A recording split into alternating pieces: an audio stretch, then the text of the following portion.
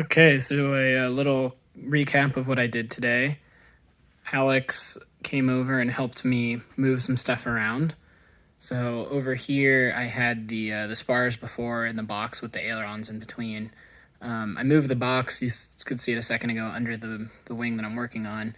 And instead, over here in between the spars, I have the struts covered with foam and then all the interior panels and a few other parts, so that got stuff out of the way.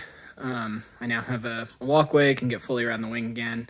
And then the ailerons are in this box under the wing, which I think will be a useful place for them because I'll need them during the wing build just to check the trammeling and some other stuff. And because they're in a wooden box, so they shouldn't get hurt down there. They're protected. So after that, I worked on step 10 of the manual and got all these fuel tank straps installed. So you can see where they're bolted to the spar. Everything is torqued and torque sealed. They're bent correctly. The only thing I haven't done for that step 10 is there's some felt. There's a roll of felt that they give you, and I need to put felt on these where the straps will contact the fuel tanks. So that's the only thing left I have to do for that step.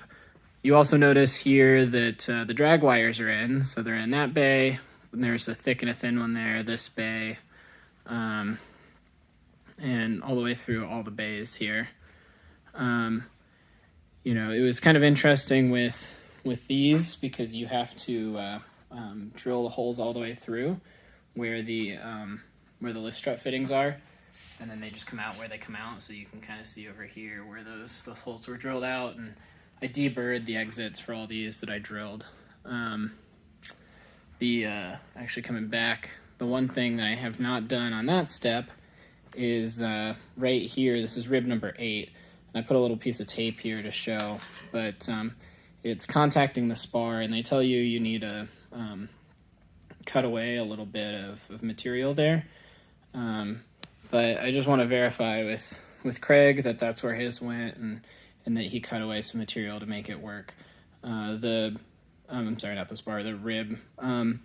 But the rib they show in the manual is kind of a different style. It's big square openings rather than these triangular openings.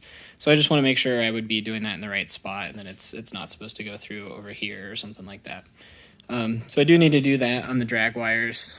The other thing is, you notice like here, there's this wire going this direction is a thicker drag wire, and you can kind of see that here where it's thicker.